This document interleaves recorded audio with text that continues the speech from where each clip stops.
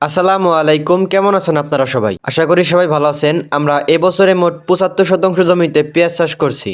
এই ৭৫% জমির ভেতরে আমরা আগে ১৫% জমিতে পেঁয়াজের চারাগুলি রোপণ করে দিয়েছি এবং এখন আমরা ৬০% জমিতে পেঁয়াজের চারাগুলি রোপণ করে দেব। কিছুদিন আগে যে আমরা ১৫% জমিতে পেঁয়াজের চারাগুলি রোপণ করে দিয়েছি সেটার ভিডিও আপনাদের সামনে উপস্থাপন করেছিলাম। ওই ১৫% জমিতে আমরা পেঁপে গাছ রোপণ করেছিলাম। এই পেঁপে গাছের ভিতর দিয়ে যে অবশিষ্ট জায়গাটুকু থাকে সেই জায়গাটুকু দিয়ে আমরা এই পেঁয়াজের চারাগুলো রোপণ করে দিয়েছি। তো এখন আমরা এই ৬০% জমিতে পেঁয়াজের চারাগুলো রোপণ করার জন্য আমরা এই ৬০% জমিতে সার দিয়ে দিচ্ছি। আপনারা নিশ্চয়ই ভিডিওতে দেখতে পাচ্ছেন। এখানে আমরা ৬০% জমির জন্য দিচ্ছি ১ বস্তা টিএসপি, ১ বস্তা ডিআইবি, ১ বস্তা এমওপি এবং এর সাথে আমরা দিচ্ছি 2 বস্তা জিপসাম এবং 2 কেজি দস্তা, 2 কেজি বোরন এবং 1 কেজি পরিমাণে ম্যানকোজেব এবং 500 গ্রাম পরিমাণে মাটি শোধনের জন্য টাইকোডার্মা। এখন অনেকেই বলতে পারেন ভাই এত সার দিলেন কেন, এবং অনেকেই বলতে পারেন ভাই এত কম সার দিলেন কেন। প্রতি বছরে আমরা এই জমিতে এই পরিমাণে সার দিয়ে আসছি এবং আগামীতে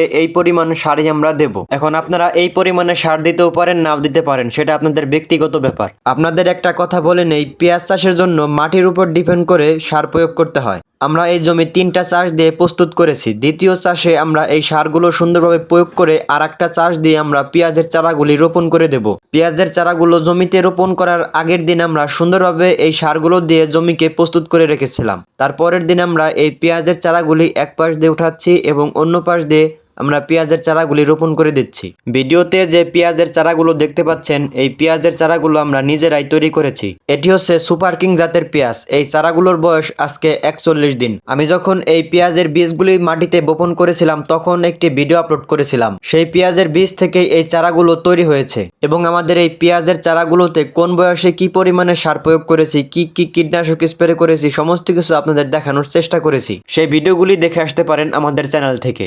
এখন আপনারা ভিডিওতেই দেখতে পাচ্ছেন আমাদের এই পেঁয়াজের চারাগুলো কত সুন্দর হয়েছে। 60% জমিতে আমরা একদিনে পেঁয়াজের চারাগুলি রোপণ করে সারতে পারিনি, এজন্য আমাদের এই পেঁয়াজের চারাগুলি বাড়িতে আনতে হয়েছে।